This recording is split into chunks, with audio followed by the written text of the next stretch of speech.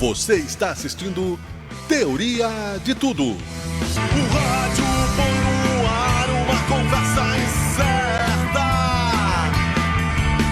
Eu leio pelos muros uma coisa concreta. Do outro lado da rua. Olá, bom dia a todos, a todas. Coragem, estamos no ar para mais uma edição do Teoria de Tudo, segunda-feira, dia 11 de setembro de 2023. Ainda inverno na Serra Gaúcha. Vamos superar as dificuldades, vamos ter coragem, estoicamente falando. Vamos em frente, é preciso aprender com as dificuldades, então vamos lá, é preciso continuar. 20 graus a temperatura, o tempo é bom, ensolarado. E vamos em frente nesta segunda-feira na edição de número 481 do Teoria de Tudo. Na edição de 481, como ainda temos anteriormente e seguimos tendo, graças aí a uma parceria super bem consolidada, o apoio de Unicesumar. Unicesumar, a melhor EAD do Brasil. Você pode procurar o polo da Unicesumar aqui na Pinheiro Machado e também você encontra a Happy Code. Assim que você quiser colocar o seu filho e sua filha numa aula de desenvolvimento matemático, tecnológico, linguagens importantes de uma forma lúdica, de uma forma inteligente, de uma forma saudável para ele ter mais bom convívio com as novas tecnologias e se tornar mais criativo, consulte a Happy Code. É uma marca de desenvolvimento, junto com a Unicesumar, uma das maiores faculdades, universidades do Brasil, mais de 400 mil polos espalhados por todo o Brasil. Dê um F5 no seu relógio, na sua hora, você pode estar nos vendo no Instagram, no YouTube, na TV Caxias, canal 14 da NET, estamos em Omni Channel, em várias plataformas, nesta edição, começando também em busca da razão perdida, pensando bem, dá para ser feliz. Nós vamos falar daqui a pouquinho sobre startups, sobre o case de Israel, um pequeno país com um potencial gigantesco. Eu conversei com o diretor de negócios do Sicredi Pioneira, da Sicredi Pioneira, Luiz César Vaslavic. Ele traz aí um papo super legal com a gente.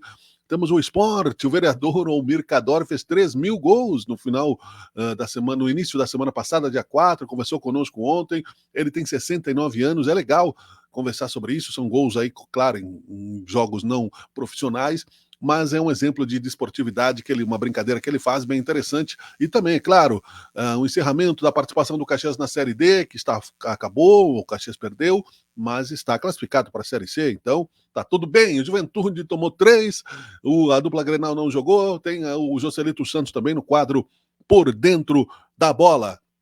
Junto conosco também aqui no Teoria de Tudo, nós temos o Bangu.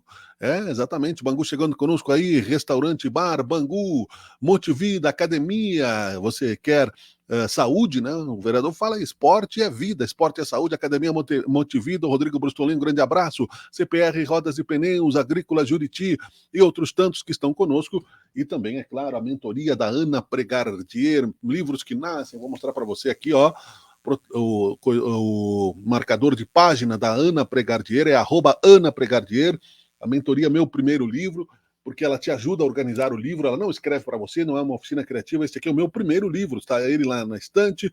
Eu estarei na Feira do Livro de Porto Alegre, estarei na Feira do Livro de Caxias do Sul, estarei com palestra também, o livro que segue aí, as pessoas que estão prestigiando, tem a contracapa aqui, né, assinada pelo meu querido amigo escritor Willy Bergamin Oz, muito legal. E outros tantos, vou mostrar alguns para vocês aqui, ó. Esse aqui é o livro da própria Ana, que ela tem 33 livros escritos, mas não só de economia. Este livro é um livro de poesia que ela me deu, inclusive autografado aqui, muito legal. Teatro, entre tantos, aqui, ó, muito legal. Muitas coisas bonitas aqui, né, que você pode deixar. O livro da Mareneida, 60 mais eu, também oriundo da mentoria, né, embaixadora da paz. E você pode, sim, escrever a sua história de família, que é o livro da Mara Nunes, A Minha Dança Não É Só Passos, né? Você tem possibilidades enormes olha, eu vou te dizer, muito legal o prestígio que as pessoas estão dando, os amigos. Fizemos o lançamento no dia 18 de agosto no Zarabatana, com música, com escrever, se você gosta de escrever, registrar alguma coisa importante para deixar como legado para a sua vida, para a sua família, para os seus amigos e para a história, não é? é uma concretização de um pensamento, uma mentoria, livros que nascem. Vamos a alguns destaques rápidos do Brasil e do mundo, já que estamos começando a semana, sempre para pontuar o programa, você que estiver nos vendo no futuro. Ao comentar a delação do tenente-coronel Mauro Cid, Lula diz que Bolsonaro está altamente comprometido. Substituição da gotinha na prevenção à polio aumentará a proteção contra a doença, afirma o Ministério da Saúde. 20 novos radares de velocidade fixos entram em operação em rodovias federais gaúchas. Criminosos são presos com drone carregado com drogas e celulares que seriam arremessados no complexo prisional de Charqueadas. Djokovic vence o US Open pela 4ª vez. Governo federal anuncia auxílio de 741 milhões de reais para cidades gaúchas atingidas pelo ciclone. Defesa Civil atualiza para 46 o número de mortos no Rio Grande do Sul por causa do ciclone. Gabinete do vice-governador gaúcho se instala em Encantado a partir desta segunda-feira. Ciclone no Rio Grande do Sul, divulgado o levantamento preliminar dos impactos das chuvas intensas e enchentes na produção rural. Tudo vai afetando, né, devido aí a essa terrível catástrofe climática que nós vivemos. Governo gaúcho cria a chave Pix oficial para receber doações às vítimas da enchente. É legal, eu acho que se puder doar o Pix, você pode doar R$1, R$2, R$3, esse dinheiro não vai ser desviado, é oficial, então eu acho que vale a pena sim. Quem puder participar dessa campanha de auxílio, porque as pessoas perderam tudo, não foram só algumas coisas e muitos dramas acontecendo também. Legal? Vamos em frente. Bom dia, Dona Marisa. Estamos aqui com a Arde, né, Rádio AM. Alô, alô, Dona Marisa, né? Como é que vai a sua neta Elisa? Vamos para a nossa entrevista de hoje com o diretor do Sicredi, pioneira, para que ele nos traga, logo depois do comercial, um papo super legal sobre Israel. Segue aí. Ei, você, tem um minutinho pra falar sobre você? Faz quanto tempo que não pensa no seu próprio futuro? É tanta correria que seus planos acabam ficando em segundo plano. Me diga com sinceridade, você já chegou aonde queria? Já conquistou todos os seus sonhos profissionais? Se a resposta é não, vale levantar a cabeça, sacudir a poeira, tomar uma atitude. Independente de onde você for, a Unicesumar te ajuda a chegar lá. Com a qualidade de quem está há mais de 30 anos no ensino, estamos aqui para transformar seus talentos e aptidões em habilidades práticas valorizadas e procuradas pelo mercado de trabalho. Pode ser o primeiro emprego ou o próximo, pode ser um novo passo na carreira, ou uma nova carreira adaptada ao seu momento de vida. Com mais de 150 graduações nos 5 campos e nos mais de 1000 polos em todo o Brasil. Na modalidade à sua escolha, presencial para quem quer vivenciar a universidade, EAD para quem busca flexibilidade ou a metodologia híbrida para quem busca a prática da profissão. Na Unicesumar, você encontra uma ampla variedade de cursos para escolher o que mais tem a ver com os seus objetivos. E você, aonde quer chegar? Qualquer que seja a sua resposta, vai com a Unicesumar.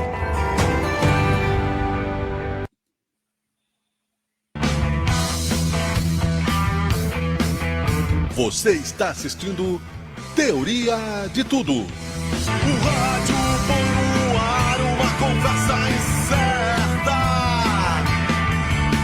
Eu leio pelos muros uma coisa concreta. Do outro lado da rua. Muito bem, estamos no ar com o Teoria de Tudo e também aqui em Recortes de Sabe Caxias, para mais uma entrevista, para mais um bate-papo, para uma troca de ideias muito interessante, sempre em busca da razão perdida, com apoio de Unicesumar, Top Down Informática, TV Caxias, Canal 14 da NET, Revista Acontece Sul, CPR Rodas e Pneus, Ana Pregardieira, minha querida mentora do Livros que Nascem, da mentoria Meu Primeiro Livro, e outros tantos que vão chegando por aqui para falarmos também de superação, de potencial de startups. Isso tudo estará na conversa que teremos agora, que eu tenho certeza que vai ser interessante para você que gosta, né, de desenvolvimentos tecnológicos e também desenvolvimentos humanos. Nesta semana, na terça-feira, dia 5, eu acompanhei a reunião almoço do Sicredi na Microempa e uma palestra que foi, eu vou dizer assim, sem nenhum tipo de economia, uma das mais interessantes em termos de tecnologia que eu assisti. E por isso eu trouxe aqui para conversar conosco o diretor de negócios da Sicredi Pioneira, Luiz César Vaslavic, para nos trazer um pouco do compartilhamento que ele fez das suas experiências sobre o país, né, Israel, e também para que nós possamos entender um pouco mais sobre aquilo que ele trata em sua palestra, que é Israel, um país pequeno com um potencial gigante. Eu vou trazer ele para a tela aqui, e ele gentilmente nos atende aqui por esta página e também para os nossos internautas. Luiz César, é um prazer tê-lo aqui em Sabe Caxias, no Teoria de Tudo, e eu confesso realmente, são francas as minhas palavras, eu achei muito interessante a tua exposição sobre Israel na Microempa. Muito obrigado por nos atender, boa tarde. Boa tarde, Miguel. Boa tarde a todos os ouvintes, né? É uma oportunidade muito legal estar aqui com vocês, porque de fato esse assunto, né, Israel, um país pequeno com potencial gigante, desde a experiência que eu tive, me deixou muito encantado e hoje eu sou um pesquisador e busco cada vez mais informações. Então, obrigado pela oportunidade aí, tá, Miguel, da gente estar fazendo essa troca. Que legal. E eu gostaria que tu fizesse aí um pequeno resumo daquilo que tu citaste. A gente pode até fazer algumas pontuações, mas dentro primeiro de um pequeno briefing para que a gente possa entender aonde tu identificaste Israel com todo esse potencial. Ótimo. Então, Miguel, talvez Israel não é um país que a gente traz como sendo um país de referência, ou pelo menos era o que eu visualizava lá atrás, antes de conhecer a realidade e conhecer um pouco mais de todo o ecossistema de inovação de Israel. A gente está muito acostumado, né, Miguel e colegas, a gente fala muito de Estados Unidos, fala muito da China, alguns países europeus, mas a gente nunca falava tão intensamente de Israel.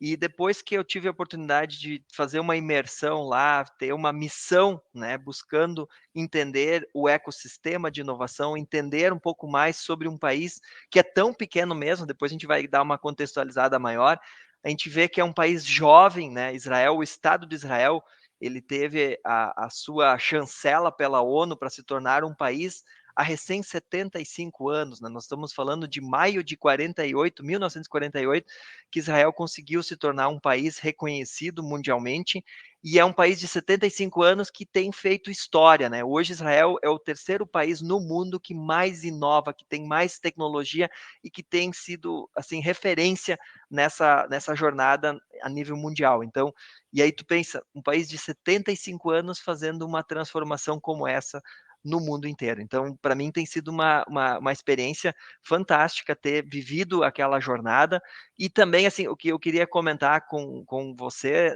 Miguel, que Israel é um país muito pequeno, por isso que a gente fala um país pequeno, porque ele tem apenas 75 anos, tem praticamente um território de 21.640 quilômetros quadrados, é um país que hoje, se a gente considerar ele dentro do território brasileiro, ele é do mesmo tamanho do estado de Sergipe, que é hoje o menor estado, né, no território brasileiro, e também, se a gente olhar por população, nós estamos falando de uma população de 9.360.000 habitantes, e se a gente comparar essa população, por exemplo, o Rio Grande do Sul tem quase 11 milhões de habitantes. Então, Israel, o país Israel, ele é menor em população e consideravelmente menor em extensão territorial do que qualquer outro estado no Brasil. Então, e ele consegue ser essa referência mundial em tecnologia e inovação e principalmente em mindset, a forma como as pessoas pensam e criam as oportunidades é algo incrível, né? Inclusive, a frase que eu mais escutei lá, que a necessidade é a mãe da inovação. Por quê? Porque Israel vive um contexto totalmente diferente. Um país pequeno, cercado por muitos contrários à existência do país Israel, e também, né, é um país que, mesmo sendo pequeno em território, mais de 60% dele é deserto. Então é uma loucura assim, o que a gente viu lá e viveu nessa experiência. É interessante pontuarmos dentro dessa ideia, não é, que a inovação, né, oriunda da necessidade, que tu destaca, tu citaste vários utensílios tecnológicos comuns ao nosso dia a dia, oriundos de Israel, Vaslavik. Exato, e isso nos chama atenção, porque toda a oportunidade, como eu comentei, é um país muito jovem, que entendeu que a única forma dele se destacar, dele poder gerar relevância, for através das inovações que eles criaram, né? Como eu comentei, mais de 60% do território de Israel é deserto. Como Israel vai conseguir mudar esse jogo? Porque poderia ser um país muito pobre, né, que passou por muitas dificuldades, por muita realmente questão de conflitos, né? Todo o estado de Israel hoje ele está cercado por, que nem ele está no mapa, ele é cercado por 4 países e o Mar Mediterrâneo. 2 dos países, que é a Síria e o Líbano, são países que têm fronteira fechada com Israel, ou seja, ninguém passa, tanto que eles estão em guerra. E aí nós temos Jordânia e Egito, que são países que hoje têm relações com Israel, e aí nós temos o Mar Mediterrâneo. E aí se a gente olhar bem no lado oeste, ali ainda tem a faixa de Gaza, que é uma outro conflito, né, religioso, que tem político e religioso na região, que até hoje eles estão em guerra. Então, se a gente olhar esse contexto, um país pequeno, mais de 60% deserto, com muitas guerras, né? São 16 países no mundo hoje que não reconhecem o Estado de Israel como sendo um país. Se a gente olhar por todo esse contexto, e ainda é um país que não tem água, é um país que não tem água. Então, como é que um país com tanta dificuldade, com tanta escassez, consegue se tornar uma potência? E aí vem muito essa visão de mindset, né, que eles têm a necessidade de criar algo novo. Então, o que eles trazem muito, né, Miguel, é essa questão de a gente vai criar algo aqui para mudar a nossa fotografia. Nós mudamos o contexto, a visão que a população tem lá. E aí muito, né, pelo povo judeu. O povo judeu que hoje é referência, e a gente vai falar um pouco mais disso talvez em seguida, é referência em criação, em educação, em inovação. E aí eles começam a criar várias coisas, e um dos principais assim, que eu quero destacar de saída, como eles têm um problema seríssimo, que é não tem água e vivem numa região desértica, eles começam a inovar na primeira empresa, que é o sistema de gotejamento.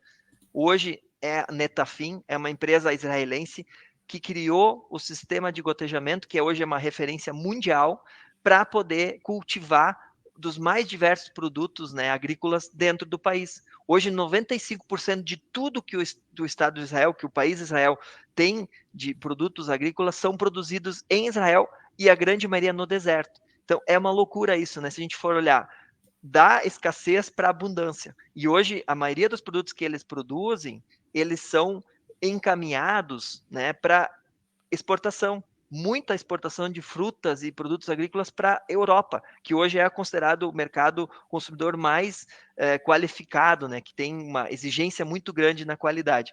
Então, eles conseguem, com a necessidade, com a dificuldade, criar essa visão. Muito também porque eles entenderam que se fossem criar algo somente para o Estado de Israel, o público, né, o mercado consumidor, ele é muito pequeno. Nós estamos falando de 9 milhões e 300 mil habitantes. Então, toda vez que alguém cria algo lá, as startups, a gente vai falar em seguida, eles estão olhando para o mercado mundial. Eles não querem resolver apenas uma necessidade local do país. Eles querem resolver problemas do mundo inteiro. E isso que chama atenção, essa visão, esse mindset na forma como eles constroem toda e qualquer inovação dentro do país. Essa questão das startups, não é? E de ampliar, buscar o mercado e acreditar nas possibilidades, né? Tu citaste o pendrive, né? O drone, o tomate cereja, fui anotando alguns, né? Infelizmente Sim. a Uzi, né? A metralhadora, né? Mas enfim, a dessalinização da água, ou seja, transformar, né? Realmente uma realidade, o Waze, né? Enfim. Sim. Perfeito. Então, isso que chama atenção, né? Hoje Israel é considerado a Startup Nation. O que é isso? É considerado o país que tem o maior número de startups pela população do país, né? A cada um habitante de Israel, 400 deles, ou seja, melhor, a cada 400 habitantes de Israel, um deles tem um vínculo ou é associado ou tem uma startup sendo construída. Então, hoje, no Estado de Israel, no país Israel, eles têm mais de 9.093 startups que foram criadas nos últimos anos. Então, e startups que têm uma longevidade, uma condição de entrega muito superior à média das startups que são criadas no mundo inteiro. E aí, fizeram com isso que hoje, no Estado de Israel, no país, eles têm 92 unicórnios. O que são unicórnios, né? Hoje, unicórnio é considerado uma empresa, uma startup que vale mais de $1 bilhão. Então, eles têm 92 startups que são esses unicórnios, que valem mais de $1 bilhão. Isso foi através dessa capacidade, desse grande ecossistema de inovação que eles criaram lá para realmente fazer a diferença. Então, assim, alguns exemplos, né? Hoje, o principal produto que talvez todos nós conheçamos, que é o Waze, né? O Waze foi criado pelo próprio exército de Israel, que tem hoje o ecossistema, nós vamos falar em seguida, ele está muito conectado, né? O exército, as empresas privadas, o próprio investidor pessoa física. É muito comum hoje uma pessoa física, que nem eu comentei antes, a cada 400 habitantes de Israel, um deles tem um vínculo com uma startup. E também a própria academia. As universidades de Israel, elas estão muito conectadas com esse ecossistema de inovação, incentivam, inclusive nós vamos poder citar depois algumas universidades que são referência em criação de inovações no mundo inteiro. Então, a própria Waze, né, que eu comentei, é uma grande criação, hoje ele está difundido no mundo inteiro, começou lá em Israel. Nós temos os próprios drones, né, eles já têm drones lá desde 70 e pouco, né, se a gente olhar 73, 74, eles já tinham tecnologia para drone. Hoje, Israel é um dos 9 países no mundo que tem tecnologia espacial e cria satélites, inclusive bomba nuclear, né? Que criaram lá. Então, são 9 países no mundo que têm essa condição e essa capacidade tecnológica. Então, eles têm muita coisa relacionada à criação também de inovações na área médica. Hoje, a gente pode ver que tem vários produtos que eles criaram para poder ajudar na medicina mundial. Então, eles realmente conseguiram criar esse ecossistema de inovação e criar soluções para o mundo inteiro, que vem fazendo a diferença para todos nós, né? A gente sempre tem que, eu até brinquei, né, Miguel, que a gente tem que agradecer muito esse povo judeu, porque mesmo sendo um povo que foi a vida inteira perseguido, né, tanto na Primeira, na Segunda Guerra Mundial, eles conseguiram, nessa capacidade de criar, de educação, de desenvolvimento, criar muitas soluções que estão revolucionando o planeta hoje. E aí um outro exemplo que a gente pode falar depois, mas eu já vou comentar, tem a Future Meat, que é a carne do futuro, que é uma empresa que já existe e que produz carne sem precisar fazer todo o ecossistema que a gente tem hoje, né? Quando a gente fala de um produtor, uma fazenda que produz carne, né, através dos bois e dos animais como um todo, não só dos bovinos, mas dos suínos, de aves, eles já têm tecnologia para produzir carne sem necessidade de agredir tanto o meio ambiente como a gente tem hoje, né? Que é um grande diferencial do Brasil, mas que, se a gente olhar, ele não é sustentável da forma como ele vem sendo desenvolvido. Então, é incrível, assim, ver tudo que eles fazem, né, e tem gerado impactos no mundo inteiro com as tecnologias. Um exemplo, né, hoje tem um medicamento que ele é utilizado para o câncer, né, que é o Doxil, é um remédio para a quimioterapia, que foi criado lá. O próprio Excelon, que é um remédio para Alzheimer. Então, são soluções que eles criaram que hoje estão revolucionando a medicina no mundo inteiro. E aí a gente até pode fazer uma conexão, né, Miguel? Que eu vejo que a gente tem, por exemplo, o Estado de Israel, os cientistas, os pesquisadores, lá já ganharam 12 prêmios Nobel. Porque Olha só. ganhar um prêmio Nobel é quando tu faz algo que impacta o mundo inteiro. E isso eles têm feito de forma assim exemplar. E se a gente usar um pouco da história, né, do povo de Israel, que é o povo judeu, todas as pessoas que estão ligadas ao povo judeu, elas têm juntas, né, a etnia judeu, porque você sabe, né, que o povo judeu ele foi perseguido e muitas pessoas acabaram migrando, né, para outros lugares no mundo, foram para a Europa, foram para os Estados Unidos, foram para vários países, e esses judeus eles acabaram se tornando referência em inovação, em tecnologia e em criação de valor, né? Porque é um povo que tem muito forte a questão da educação. Então, se a gente pegar todas as pessoas ligadas ao povo judeu, por exemplo, Albert Einstein. Albert Einstein é hoje um alemão judeu, né, que é referência na física. Quando a gente falar de Sigmund Freud, o pai da psicanálise, ele é um judeu austríaco. Então, a etnia, né, se a gente pegar toda a etnia judeia, nós estamos falando de mais de 187 prêmios Nobel que esse povo trouxe, né, para nós. Então, 187 coisas que impactaram o mundo. Então, assim, é fantástico, né, quando tu começa a entender um pouco dessa jornada para ver o que eles estão fazendo de diferente, né, no mundo como um todo. E aí, essa irradiação tem uma série também, né, de fatores interligados. Um ecossistema ele se forma, né, de várias maneiras, mas é importante que tu seja um pouco didático para o nosso internauta. Quando se fala em meio ambiente, o ecossistema, né, soma água, solo, ventos, mares. E quando se fala de um ecossistema cultural ou de negócios, quais são os fatores, Wislavik? Perfeito. Então, hoje o ecossistema israelense ele está pautado em 4 grandes pilares, né?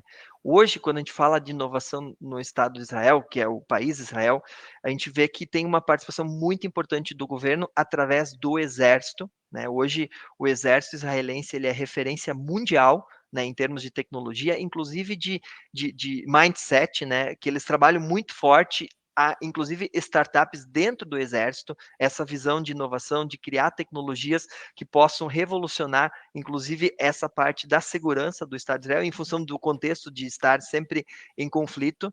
E aí, além do exército, tem também as empresas, né? Tem muitas empresas hoje, para vocês terem uma ideia, em Israel tem mais de 300 escritórios das maiores empresas do mundo que tem lá escritórios para fazer o desenvolvimento e o desenvolvimento de produtos, de soluções e de inovações. E aí nós podemos citar várias delas, inclusive nós estivemos lá em Tel Aviv, a gente visitou algumas dessas empresas, tem o escritório da Apple, tem o escritório da Amazon, tem o escritório da Microsoft, né? Então das grandes empresas de tecnologia do mundo inteiro estão lá. Por que essas pessoas e por que essas empresas estão em Israel? Porque lá tem um mindset, tem uma visão, tem uma educação muito forte para essa inovação. Então, elas vão aonde, né? A tecnologia, ela vem da capacidade humana de criar coisas novas. Então, são as pessoas que criam esse ambiente. Então, eles têm isso muito forte através do exército, muito forte através de empresas que vão lá para Israel para buscar esse conhecimento, essa capacidade de criação do israelense, e também o que é muito comum lá, porque né, eu comentei antes, tem um investimento muito pessoal também. Por exemplo, cada 400 pessoas tem uma pessoa que está ligada a uma startup. Então, quando alguém vai criar uma ideia, vai criar um modelo, uma solução, uma startup em si, tem muitas vezes um familiar, um amigo, um conhecido investindo dinheiro nesse negócio. Então, o ecossistema também se fortalece ali com muitos CPFs investindo em negócios, em soluções para o país. E aí, um quarto pilar também é a universidade. Né? Nós tivemos a oportunidade de conhecer a Technion. A Technion hoje é a principal universidade que trabalha muito essa questão da tecnologia espacial, de satélites, que hoje ela é considerada a universidade que mais forma engenheiros nesse campo, e inclusive é referência mundial, né? Então, pela forma como eles trabalham, e também a gente conheceu a Universidade Hebraica de Jerusalém, que hoje já tem mais de 10 mil patentes, né, de inovações que eles criaram, e mais de 3.090 startups, oportunidades que eles criaram, de criações, de inovações que eles fizeram.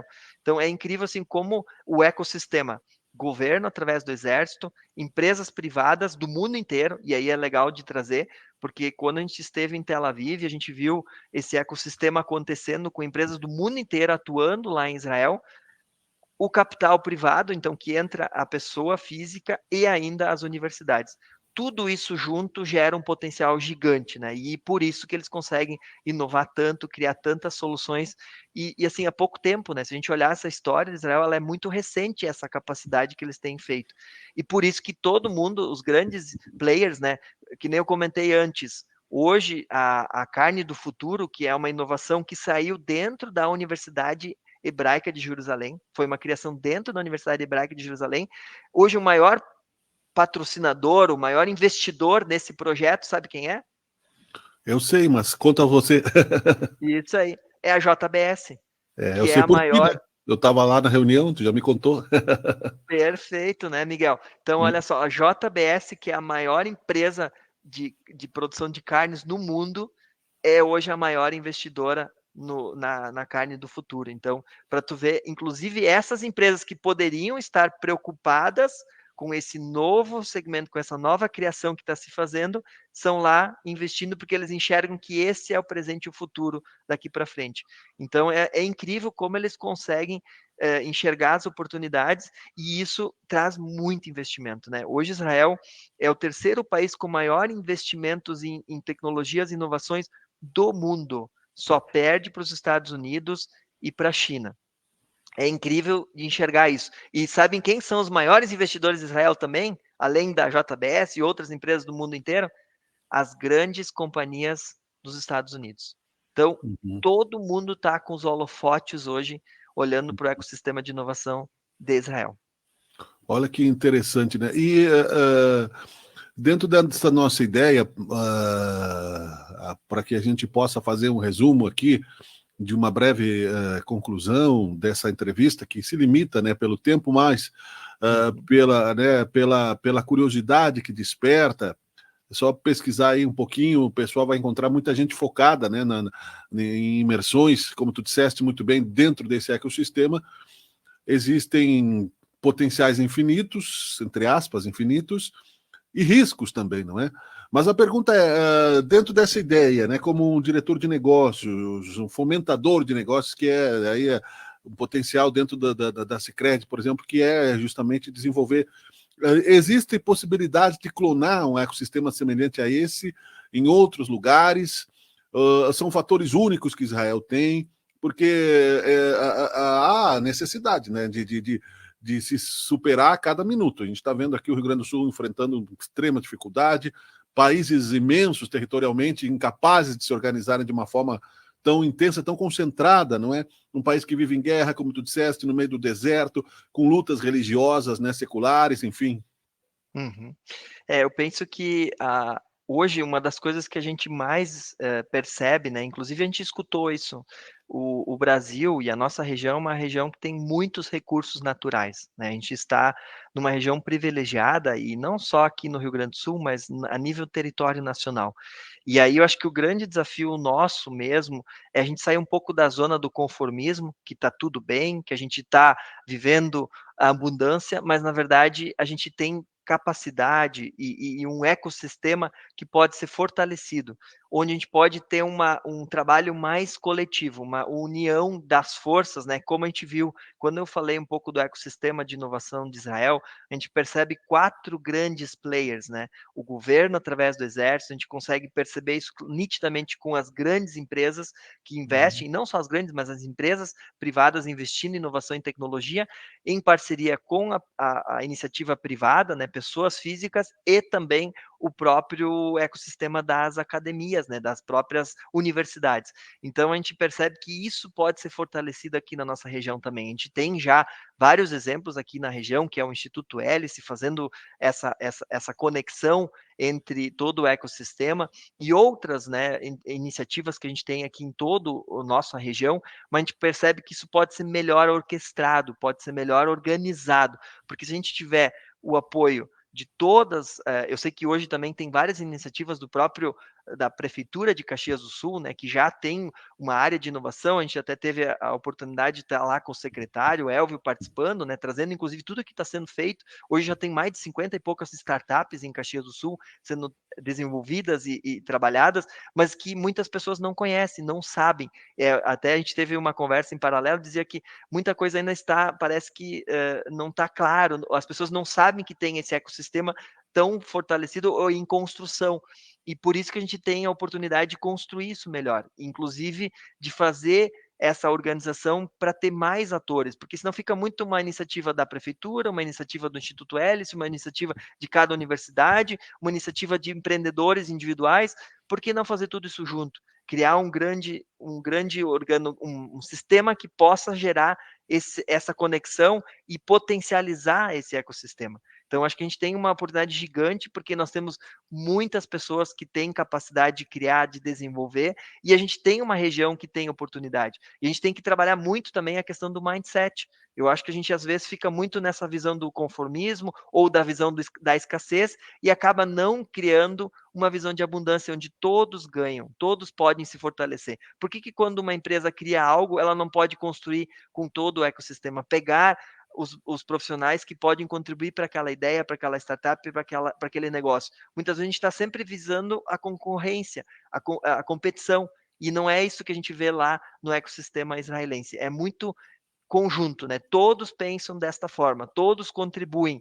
Inclusive, é muito comum quando um negócio não dá certo, todo mundo pega junto, não, ok, então talvez se a gente ajustar, a gente pivotar ou mudar essa visão, a gente consegue criar outro produto que vai criar um novo ecossistema, vai resolver um problema mundial. Eles trocam muito, as universidades entre si, elas trocam, elas acabam construindo juntos, não é competição, é construção coletiva olhando para o bem comum de todos, né? Então, essa visão acho que a gente precisa trabalhar mais aqui na região, ter esse ecossistema fortalecido, onde todos os players têm uma atuação direta conjunta. Que legal, tinha certeza que seria muito produtivo o nosso papo.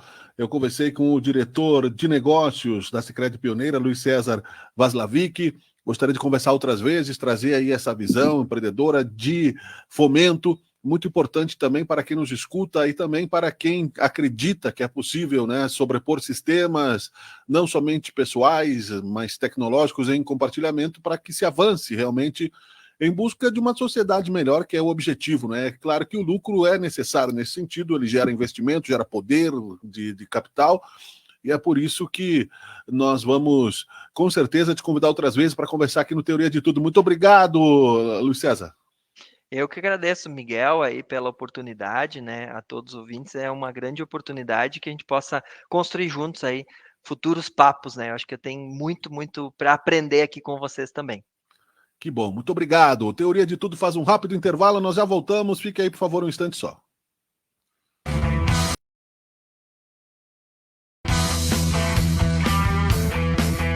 Você está assistindo Teoria de Tudo. O rádio põe no ar uma conversa incerta. Eu leio pelos muros uma coisa concreta.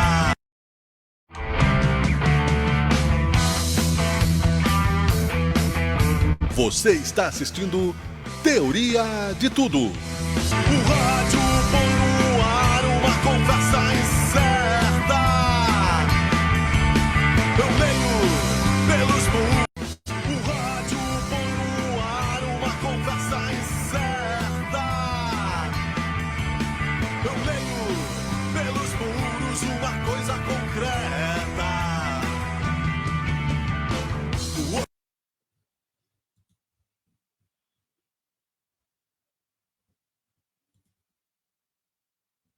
Por dentro da bola.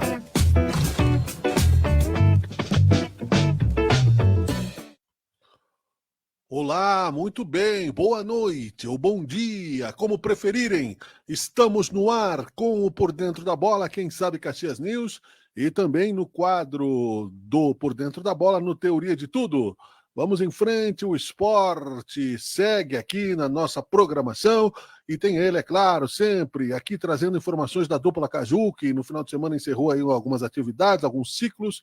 O Caxias, principalmente na Série D, o Juventude está com problemas, dupla Grenal não jogou, tem um pouco de seleção, e temos, claro, né, novidades sempre do esporte amador aqui em Caxias, mas também trazendo uma característica interessante do vereador Almir Cadori, que aí no futebol com os amigos, chega a marca de 3.002 gols. Ele também vai falar sobre isso aos 69 anos de idade, que é um exemplo aí de vitalidade. Nós já vamos chamar aqui Joselito Santos para trocar um papo conosco, bater uma ideia, não necessariamente nessa mesma ordem, não é? Joselito Santos, tudo bem? Boa noite. Bom dia, boa tarde, boa noite, Miguel Brambila. Bom dia, boa tarde, boa noite aos internautas, aos telespectadores do Canal 14 e ao nosso convidado, o vereador Almir Kaddouri. Legal, eu vou trazer ele aqui, Joselito, ele está na escuta conosco, para lembrar que o vereador, eu marquei, fiz aí um registro no futebol amador, é claro, mas ele vai anotando, né, um por um dos seus gols e fez 1.000 gols já há algum tempo, já faz um tempão. E agora chegou a marca dos 3.000 gols, registrando com os amigos e tal. Vou trazer ele à tela aqui, até porque é legal também dar um exemplo de esportividade. Eu cito aqui um documentário que tem na Netflix, Como Chegar aos 100 Anos, e o esporte é uma delas, né? Quem quiser assistir, vale a pena. Vamos ver se o vereador está bem na escuta. Alô, vereador, tudo bem? Boa noite. Boa noite, Miguel. Boa noite, Joselito, e a todos os telespectadores. É um prazer, mais uma vez, participar do programa de vocês e falar sobre os meus gols, sobre a minha brincadeira, sobre o esporte, a importância do esporte na vida das pessoas e a importância do futebol e do esporte como um todo, que eu pratico outras atividades na minha vida. Fale um pouco dessa marca, então, vereador. 3.000 gols, não é pouco, não. Não é para qualquer um. Na verdade, Brambila, você acompanhou, você registrou, você lembra muito bem, e você fez o vídeo no dia que eu fiz o 1000º gol, em 16 de setembro de 2012. Na verdade, tudo começou na formatura do meu filho, Marcelo. Ele se formou em Direito em 14 de março de 2009. E aí, um amigo dele, meu amigo também, goleiro, ele fez o desafio que eu teria que começar a marcar os gols e eu teria que fazer o 100º contra ele. Então, no domingo, nós tínhamos um jogo no Planeta Bola e eu comecei a anotar os gols. Passaram mais ou menos 90 dias, eu cheguei aos 99 gols. E daí a gente programou, lá no Planeta Bola também, para fazer o 100º contra ele. Então eu acabei fazendo o 100º, a gente fez uma comemoração, aí fiz um churrasco aqui em casa e tal, e a gente comemorou. E eu continuei marcando. E aí, então, de 15 de março de 2009 a 16 de setembro de 2012, eu fiz um feito e registrado pelo Pioneiro, página inteira e contracapa. Eu fiz o 1000º gol e o senhor, como disse, Brambila, me deu o privilégio, olha, eu digo com letras garrafais, o privilégio de fazer entrevista comigo, e aquele vídeo ficou eternizado. Até hoje, quem acessa o Google, o YouTube, escuta e vê aquele vídeo. E aquele vídeo serviu como referência para mim. Inclusive, eu tenho andado pelo Brasil e até fora do Brasil. Em alguns momentos, eu estimulo as pessoas a procurarem nas redes sociais o 1000º gol e eles ficam encantados, ou digo assim, espantados, atônitos até, por estar registrado o 1000º gol. Então, o primeiro passo que foi dado foi o 1000º gol e que eu fiz, então, de 2009, 15 de março de 2009 a 16 de setembro de 2012. Vou colocar na tela aqui, deixa eu colocar para frente aqui, que tem um comercial. Tá aí, esse aqui foi o Gol 1000, né? Deixa eu botar um pouquinho para frente aqui. Essas são as imagens do 1000º gol, e que entrando no Google e no YouTube, as pessoas vão identificar e vão encontrar essas imagens e o vídeo que o jornalista renomado de Caxias do Sul, Miguel Brambila, registrou. Foi legal. E agora, vereador, chegando já triplicou a marca, né? Chegando a 3. Na verdade, aí eu continuei marcando. Porque, Miguel, se eu cheguei aos 1.000 gols, eu continuei marcando os gols. Todas as partidas que eu jogo 3 a 4 vezes por semana, eu anoto os gols. É claro, o ouvinte, ele deve entender que é futebol 7, futebol de salão, 90% eu jogo futebol 7, eventualmente salão e eventualmente campo.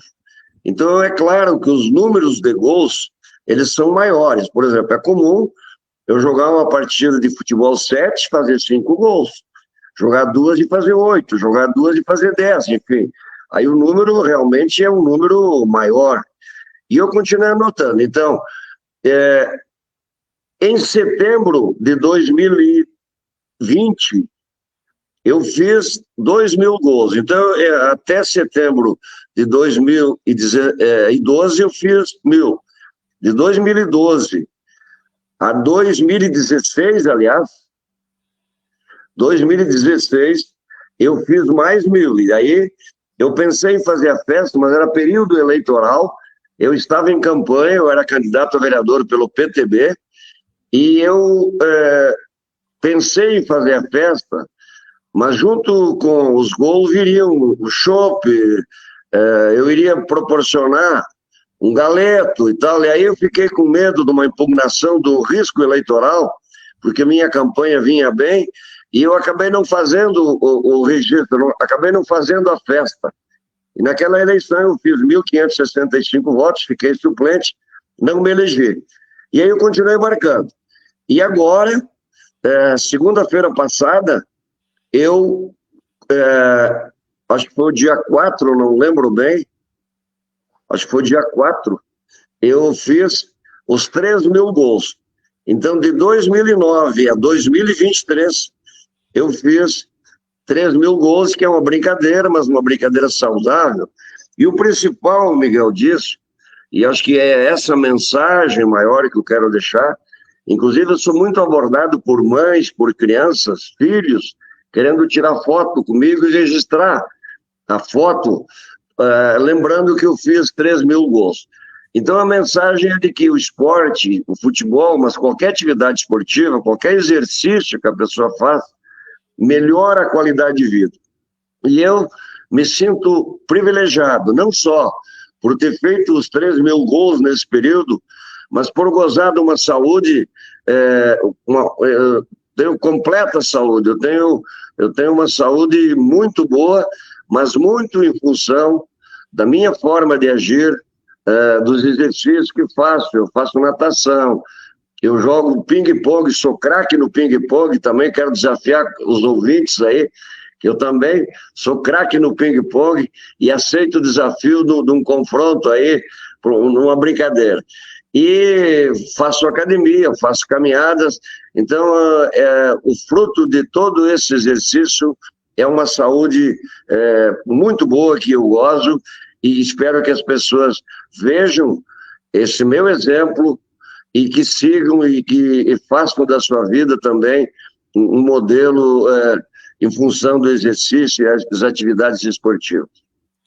Que legal. Vou colocar na tela de novo aqui para a galera ver, né? Bola no pé do vereador, atenção.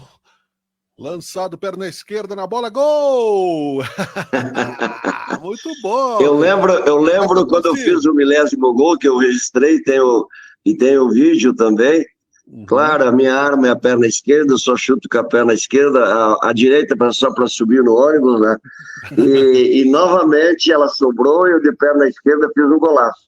E veja o seguinte, Brambila e Joselito, eu joguei 30 minutos segunda-feira no Boleiros, uma quadra de futebol 7, e fiz 3 gols. Fiz 2 de bola rolando e 1 de pênalti. Então, se alguém tem dúvida sobre a minha eficiência, sobre a minha qualidade, eu tenho um vídeo aí que o Portal da Bola me deu o privilégio também de filmar, e no vídeo aparece o jogo completo, e eu entrando no segundo tempo, joguei 30 minutos e deixei 3 gols. Então, para muitos é difícil, mas para mim é fácil fazer. Legal. Joselito, 30 minutos, tu tem fôlego ou não? Não, Fôlego. não tem o fôlego que o vereador tem, sem dúvida alguma, até pelo meu problema de coluna, mas parabéns ao vereador pela longevidade, né, no esporte. Acho que isso é fundamental, e o futebol, ele é vida, o futebol, ele é união, o futebol, ele é tudo. Eu sempre digo, né, nunca é só futebol, e de fato, eu acho que é um feito interessantíssimo, né, 3.000 gols, passou o Pelé, né, cara, olha só que loucura, hein, vereador, 3.000 gols, passou o Pelé, que momento, é Passou o uma Pelé, brincadeira. vereador. Passou bem o Pelé, inclusive. Mas parabéns, vereador, pela iniciativa, e principalmente por estar aí há tanto tempo praticando o esporte. E isso faz bem para a alma, faz bem para o coração e, obviamente, faz bem para um todo, né? Então, parabéns. É saúde, é vida, é união, é alegria. Futebol é tudo isso, e esporte, então, nem se fala. Dentro você colocou muito bem. Eu tenho muitos amigos em função do futebol. Eu tenho vários times, cada dia eu tenho um time. Se eu quiser jogar todos os dias, eu tenho futebol todos os dias, porque eu sou procurado. Mas é evidente que eu jogo 3 vezes por semana, ou 4, porque todos os dias é impossível, mesmo porque nos últimos tempos eu sou vereador e a minha atividade, o meu tempo é muito absorvido, muito ocupado pela função. Então eu tenho jogado menos. Para vocês fazerem um comparativo, de 2009 a 2012 eu fiz 1.000. De 2012 a 2016 o tempo já aumentou. Eu fiz mais 1.000. De 2016 a 2023, já são 7 anos, o tempo aumentou, em função de eu jogar menos vezes, e teve a pandemia também, que foi uma dificuldade, a gente parou naquele período. Então, é uma brincadeira séria e simples que eu faço, e verdadeira. Ela não tem... Eu não anoto o gol que eu não faço. Eu tenho cuidado de todos os jogos que eu venho, eu tenho o meu bloquinho, até foi divulgado nas redes sociais. Eu chego, anoto os gols, no dia, no local onde eu joguei, a data, o local e quantos gols eu faço. Então, o futebol é saúde, é lazer, é entretenimento, é amizade. Ele é uma série de coisas positivas e que fazem... de mim, particularmente, eu falo por mim, uma pessoa muito bem relacionada na vida, em qualquer local que eu vou, o pessoal brinca, daí é artilheiro, daí é goleador, e é isso e aquilo. Isso aí é uma energia positiva que me deixa disposto a continuar. E rumo aos 4.000 agora. É isso aí, rumo aos 4.000. Vereador, muito obrigado, parabéns aos 3.000, não é? Fica o registro aqui no quadro de esportes do Teoria de Tudo, por dentro da bola. Um pouquinho do jogo aí também. Muito obrigado, viu? Um grande abraço, sucesso e parabéns pelo exemplo, né? Pela saúde, porque esporte é vida. Brambila, eu, Juscelito, agradeço a oportunidade e vocês me dando essa chance para mim me manifestar. Tenho certeza que as pessoas que estão nos ouvindo, elas vão ficar motivadas a praticarem exercício, qualquer tipo de exercício. Pode ser futebol, pode ser tênis, pode ser basquete, pode ser vôlei, e qualquer exercício, porque com certeza a vida e a qualidade de vida dessas pessoas vai ser muito melhor. Agradeço a oportunidade, um grande abraço, e o meu gabinete como vereador está à disposição de todos vocês e de todos os ouvintes e de todos os telespectadores. Legal, muito obrigado, amigo. Valeu, um abraço, tchau, tchau. Vereador Um abraço, Miguel e Juscelito. Valeu, falando dos 3.000 gols, né? Nem no jogo de botão fiz 3.000 gols, José. Pois é, né? Para te ver como a marca do vereador ela é muito significativa, né? Então, vai mais uma vez aqui meus parabéns pela iniciativa e pela longevidade que o vereador vem encontrando aí na sua vida, e parabéns mesmo. É algo muito salutar para que a gente possa falar aqui no quadro Por Dentro da Bola, porque é esporte, né? Qualquer tipo de esporte está aberto aqui no quadro Por Dentro da Bola.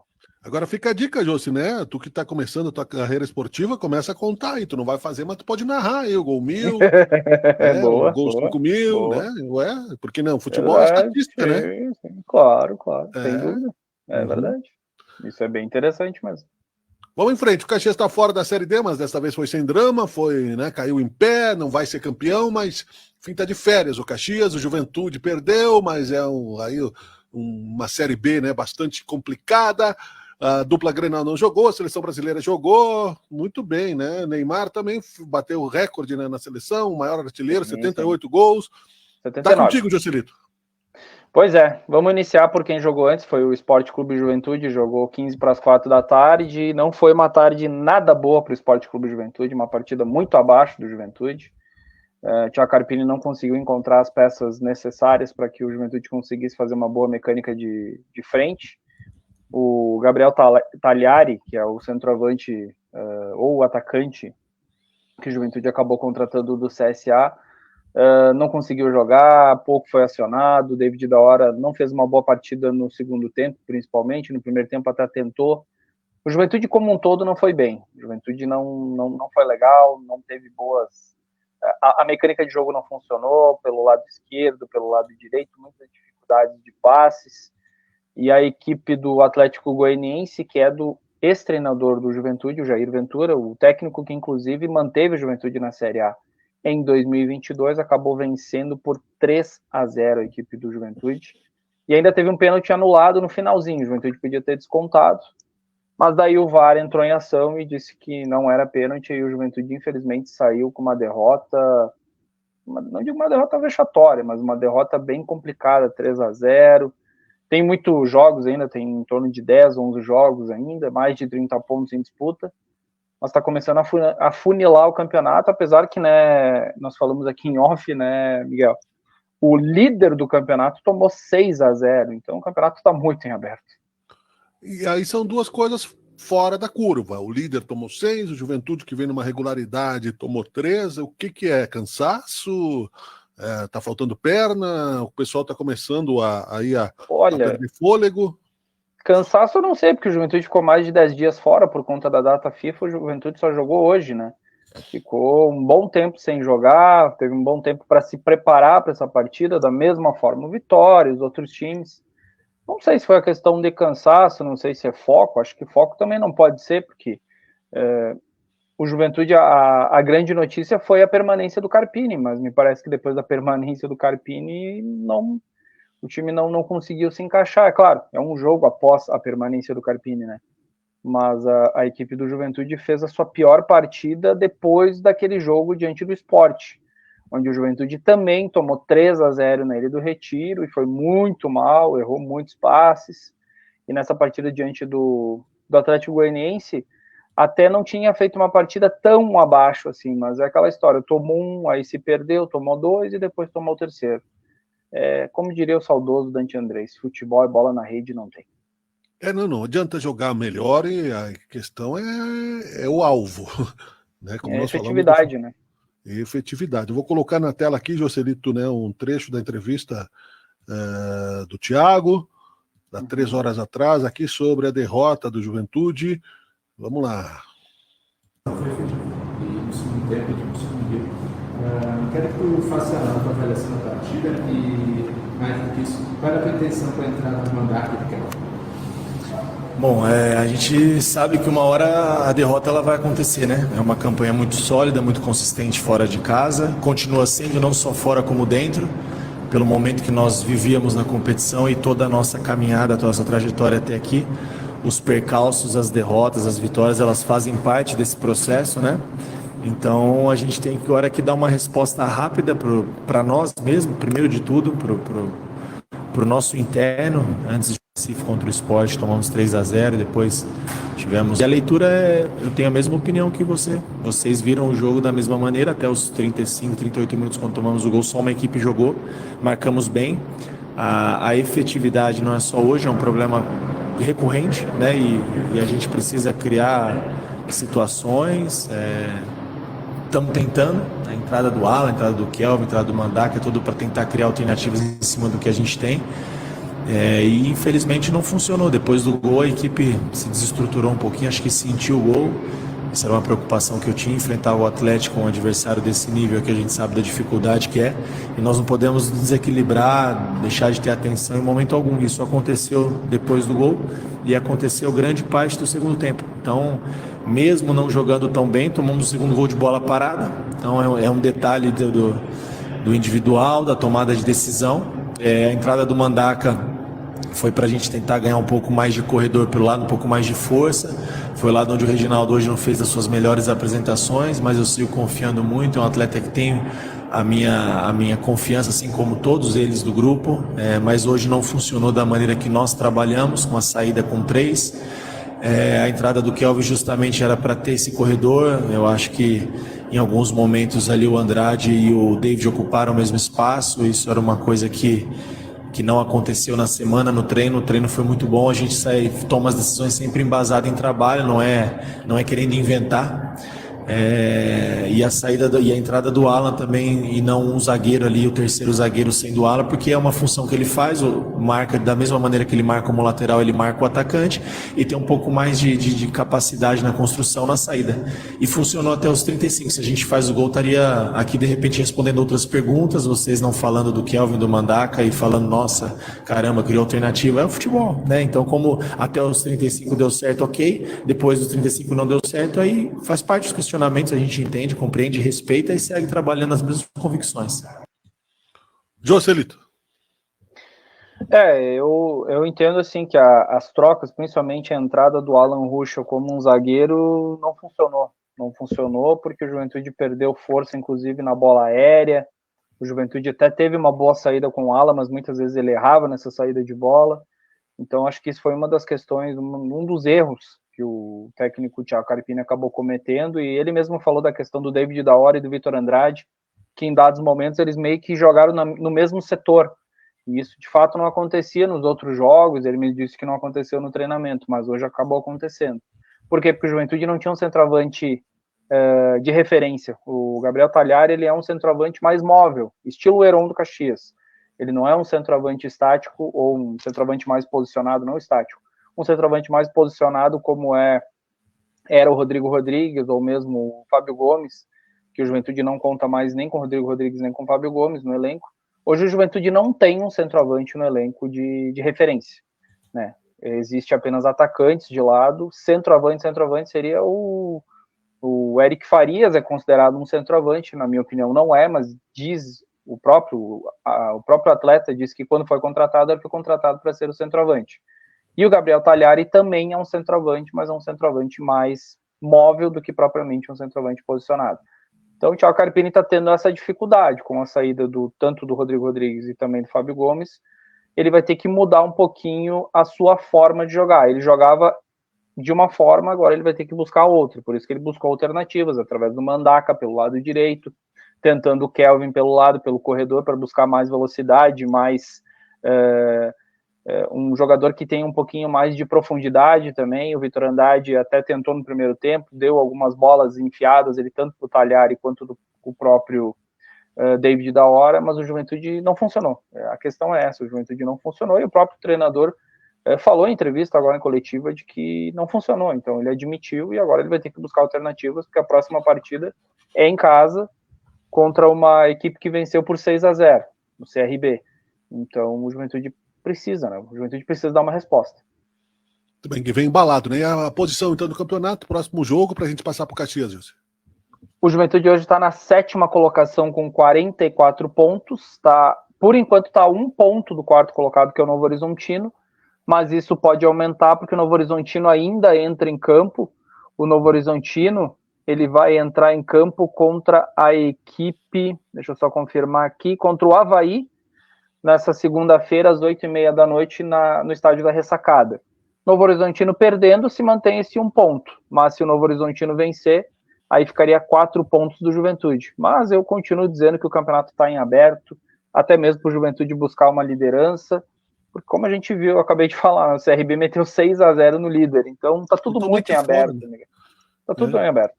Está tudo muito em aberto, o Juventude tem muita chance, tanto de G4, eu ainda acredito tanto em G4 quanto em propriamente título, mesmo tomando 3-0, não jogando bem, mas o campeonato está muito equilibrado, então tem muitos jogos, né, de 10 a 11 jogos ainda para disputar no Campeonato Brasileiro.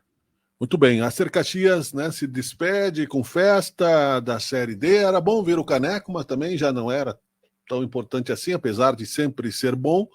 Mas foi, né, um jogo também com polêmica, José. A equipe do Caxias, ela não começou muito bem o primeiro tempo. A equipe do Ferroviário, até os 10, 15 minutos do primeiro tempo, foi melhor que a equipe do Caxias, mas aos pouquinhos o Caxias foi se encontrando na marcação e foi igualando a partida, e o Caxias fez uma boa partida, principalmente no seu segundo tempo. Segundo tempo interminável, né? Segundo tempo que não terminava. Eu achei que ia começar por dentro da bola e eu ainda estava assistindo o jogo do Caxias, porque não terminava aquele jogo do Caxias. Cada parada no VAR era 8, 9 minutos, aí tinha um problema, era mais 9, 10 minutos, e assim foi aos 65 minutos, se eu não me engano, no segundo tempo. E o Caxias tomou gol aos 57. E teve, se eu não me engano, 2 gols do Caxias anulado e mais 2 gols da equipe do Ferroviário, mas valeu 1. O gol do Ciel aos 57 minutos. Caxias, então, tá fora, mas cai de pé, como tu mesmo falou, 1-0. E o Caxias tá na Série C, é isso que importa. Eu falei isso no outro programa e eu reitero o que eu falei. Um ano muito positivo pro Caxias. Como eu disse, independente do desfecho dessa semifinal, o Caxias tem um ano muito positivo. Agora tem muito tempo, nós estamos no dia 10 de setembro, o Caxias tem muito tempo para organizar, e não organizar um ano de, tem que buscar a Série D, sabe? Não, agora o Caxias vai buscar um gauchão bom, sim, precisa de um gauchão bom para daqui a pouco conseguir novamente uma Copa do Brasil, mas não aquela obrigação. O Caxias não pode cair, obviamente, do gauchão, mas não precisa ter aquele campeonato de excelência, tem vaga na Série D. O Caxias está na Série C. E além do gauchão e da Série C, o Caxias tem Copa do Brasil. Então pode entrar uma graninha, daqui a pouco com esse valor aí da Copa do Brasil, tu pode investir na Série C. Então, na minha opinião, Miguel, acho que é um ano muito produtivo e as perspectivas são ótimas para 2024. Agora a direção tem total tempo para organizar, ver se o Gerson Guzmão vai continuar, não vai continuar, quais são os jogadores que ficarão, quais jogadores não continuarão. Se fala já que o Heron tem um pré-contrato assinado com o Vila Nova na Série B. Se for isso, obrigado pelos préstimos, como se diz. O Heron fez uma excelente passagem pela Ser Caxias. Claro que ainda isso é extraoficial, a gente recebe de muitos locais, não é oficial, mas alguns sites, aí, principalmente de Goiânia, já dão praticamente certo, terminou a participação do Heron no Caxias. Provavelmente ele se apresente aí nos próximos dias em Goiânia para jogar a Série B do Campeonato Brasileiro. Ele jogaria a segunda divisão ali, junto com o Juventude, vamos dizer assim. E não enfrenta o Juventude porque os 2 jogos do Vila Nova já foram, como é que se diz, disputados, tanto em Goiânia quanto aqui em Caxias do Sul. Então ele não disputaria jogos aqui contra o Juventude. Mas é o que se fala. Então o Caxias, o Heron no caso, ele tem essa proposta, mas o Caxias tem um ano extremamente positivo, Miguel. Eu acho que é isso que fica para o torcedor grenar, esse alento de que o Caxias não chegou à final, ok, mas caiu de pé, 1-0, teve polêmicas, inclusive, né?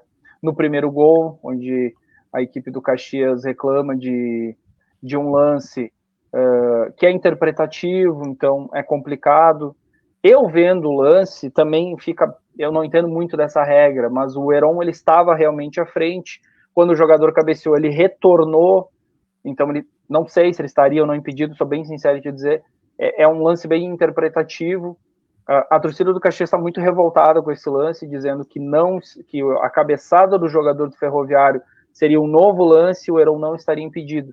Entretanto, a minha dúvida é que o Heron estava à frente do jogador da equipe da Ferroviária, e quando o jogador da equipe do Ferroviário, da Ferroviária, viu? Eu sempre me confundo com os dois. O Ferroviário, o Tubarão, no caso, quando ele cabeceou, o Heron retornou. Então, não sei se é considerado ou não um impedimento, o juiz deu, e aí o Caxias não conseguiu sair na frente. E o outro gol, sim, o Heron estava bem à frente e foi bem anulado. E já o gol da equipe do Ferroviário, ok, não vejo problema no gol do Ciel. O jogador da equipe do Ferroviário estava atrás do zagueiro, ele se antecipou ao zagueiro do Caxias e fez o gol. Então ali não tem que se discutir. O que se discute é esse gol aí do Heron, ele tá realmente gerando uma polêmica, tá gerando, mas eu não condeno, tá? Eu não condeno porque eu ainda fico com essa dúvida. O Heron tava na frente da zaga da equipe do Ferroviário e ele retornou. Não sei, eu consideraria impedimento. Eu consideraria impedimento mesmo com a cabeçada do jogador do Ferroviário, mas disse que tá retornando, sim. Eu considero impedimento, então eu considero que não... Minha opinião é que não tem erro da arbitragem. Posso aqui estar enganado. O torcedor do Caxias vai querer me matar. O torcedor do Caxias vai querer me matar. Não, o torcedor, acho que não. ele é passional tá e ele entende. Mais ou menos, o torcedor tá meio bravo com isso, mas ao mesmo tempo, sem dúvida alguma... Festa, né? Claro. Eu queria ter o jogo agora no próximo domingo, no Centenário, feliz da vida. Mas, ok, eu acho que tá tudo certo. O Caxias subiu, o que mais importava era subir. E o Caxias conseguiu subir. Depois de 88 anos, o Caxias conquistou seu primeiro acesso nacional. E aos pouquinhos o Caxias vai conquistando agora. Daqui a pouco, uma outra competição pode chegar a uma final novamente, de gauchão, enfim, ir para uma terceira fase de Copa do Brasil. E a Série C pode, daqui a pouco, por que não, buscar o seu acesso já nesse próximo ano. O Caxias é um time grande, tem que pensar tem estrutura. Grande. Claro, tem que pensar já em subir. Se não subir, pelo menos se manter. Mas não pode pensar em se manter, porque se tu pensa em se manter, tu cai. Então pensa em subir. Não conseguiu subir, se mantém. Joga lá para cima. Se não der, baixa um pouquinho. Agora, se tu pensar, vou me manter, se tu pensar em se manter, tu vai cair. Então não pense em se manter. Pense em subir. É o meu pensamento, pelo menos, né? Muito bem, estamos apresentando Por Dentro da Bola, a dupla Grenal teve um hiato aí, né? Então, um ritmo de aterrissagem aí, 1 minuto para cada um, Jossi, né? Só para citar. Isso, o Grêmio Internacional, eles não jogaram nesse final de semana, por óbvio, né? Questão da data FIFA, né? Eles jogam só no meio de semana. O Grêmio vai jogar na quinta-feira contra o Bragantino, lá no estádio Nabi Abichedid, às 9h30 da noite. Lembrando que o Grêmio ele está dentro do G4, ele é o terceiro colocado com 39 pontos. O Internacional já não está legal, né? O Internacional pega o São Paulo, pega o time que vai disputar a final da Copa do Brasil. Quarta-feira, às 9h30 da noite também, e o Internacional está mal. O Internacional está bem próximo da zona do rebaixamento. 26 pontos na 14ª posição. Muito bem, e teve Neymar em campo, não é? 78 gols pela seleção brasileira, acho legal, maior artilheiro, mas eu ainda acho que o Neymar está devendo para mim na seleção, porque não tem, assim, tudo bem, ganhou aí o título olímpico, né, e tal, mas na Copa do Mundo acho que o Neymar vai fazer uma passagem estilo Zico, né, é um craque. Não estou falando nas questões pessoais, né? Que o Zico foi mais exemplar do que o Neymar. Não tinha rede social também, a gente não tem como saber, né? Exato. Não tinha os haters, exatamente, né? E aí também a vida do atleta, né? Não tinha o pai do Zico enchendo o saco, porque o Neymar também tem muita coisa aí que ele não tem culpa, né? A gente tem que também dar um desconto, claro. Não tinha meme, né? Do Neymar rolando até o inferno, né? Mas enfim, mas eu acho ainda que, claro, deu um azar, né? O pessoal caça ele na Copa do Mundo, quase alejaram o pobre coitado lá o jogador da Colômbia lá, que poderia ter sido uma tragédia para um craque no padrão do Neymar. Tem que respeitar, não é? Mas a seleção brasileira, sinceramente, não é mais aquela que já foi, Joselito, de união nacional. Foi um jogo bonito, eu vi os gols também. Não sei a tua opinião, gols de craques e tal. A Bolívia não tem muita expressão no futebol. É o pior time das eliminatórias da Bolívia. E não adianta nós comemorarmos a liderança, chegar na Copa do Mundo e não ganhar, perder para os times europeus lá, chega lá os europeus e aí o Tite desapareceu, nunca mais deu nenhuma explicação, largou, abandonou o carro no meio do caminho, entendeu? Mostrou um total desrespeito a quem torceu por ele também. Então é um pouco complicado isso, mas parabéns ao Neymar e à seleção, né? Eu acho que parabéns ao Neymar, porque ele chegou a uma marca que poucos vão chegar, né? Que é superar o Pelé em número de gols na seleção. Não são muitos jogadores, entendo eu, que vão conseguir essa marca. Então é interessante isso que o Neymar fez. Ele já passou 2 gols do Pelé, tá com 79 gols, né? Com os 2 marcados diante da Bolívia, e ele pode aumentar essa marca, né? Ele errou o pênalti, senão seria 3. Exatamente, ele acabou errando um pênalti, bateu muito mal, bateu displicente. Então, Acho que e ele o não goleiro... queria comemorar com pênalti. Eu achei que ele dizia, quer saber? Eu não vou.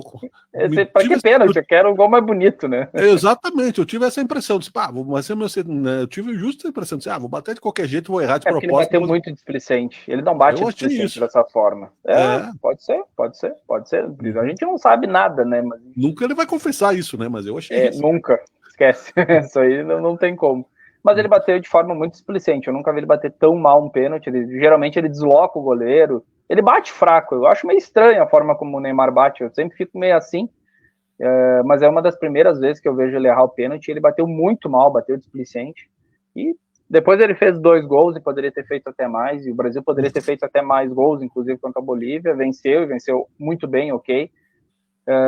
O estilo do Diniz já foi colocado nessa partida, porque é uma equipe que não deu balão em momento algum, era só saída de trás, toque. O Diniz já realmente mostrou a sua forma de jogar e como quer que o Brasil jogue, né? Entretanto, a gente não sabe se o Diniz será realmente o interino ou se ele vai continuar, porque a CBF é um túnel escuro que a gente não sabe nada do que acontece ali dentro e não tá nada certo que o Ancelotti vai estar aqui em 2024. A CBF quer. Mas não prefiro tem que nada o Ancelotti, os 3 mosqueteiros não venham, né? Porque, sinceramente, né, eu acho que não é o futebol brasileiro. O futebol brasileiro tem que ser... É uma disputa mundial. Tudo bem nos clubes, até acho legal, mas na seleção brasileira não vejo a mesma coisa trazer. Então o Brasil não tem mais expertise em futebol, né? Não sabemos mais o futebol, né? Não desaprendemos, né? Pois é, e o próximo jogo do Brasil é diante do Peru, na terça-feira, às 11 horas da noite, horário de Brasília, às 9 horas da noite, horário do Peru. Então, lá no Nacional de Lima, o Brasil vai jogar contra a equipe do Peru. E aí, por isso que Grêmio e Internacional jogam só na quarta e na quinta-feira, por conta das datas FIFA. Não só nas eliminatórias aqui, mas também na Europa, em todos os outros continentes, tem os jogos das eliminatórias. Por isso que é a data FIFA, né? Todos os continentes estão aí disputando os campeonatos para buscar a vaga, a Copa do Mundo de 2026, onde teremos 3 países, né? Primeira vez que vai ser 3 países, vai ser o primeiro. Depois vai continuar, mas em 2026 vai ser Estados Unidos, Canadá e México. Esses serão as 3 sedes da Copa do Mundo de 2026.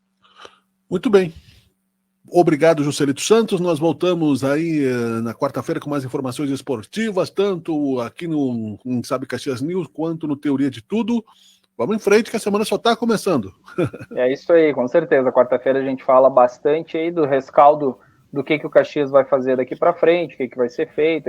Algumas semanas a gente ainda vai ter informações do Caxias e o Juventude se preparando para uma partida bem difícil diante da equipe do CRB, e vamos seguir falando de seleção. Tem o Zequinha, ou o Zeca, no caso, na Série C, acabou perdendo a segunda partida, tá um pouquinho mais difícil para subir, mas a gente segue na torcida aí pro São José de Porto Alegre ter mais um gaúcho na Série B do Campeonato Brasileiro de 2024.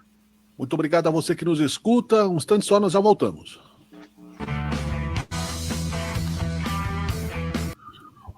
Obrigado a você que esteve conosco nesta manhã ao vivo de segunda-feira e também, né, curtindo o nosso programa. Coragem, vamos em frente, solidariedade, fé, porque é preciso acreditar. Vamos mudar, sim.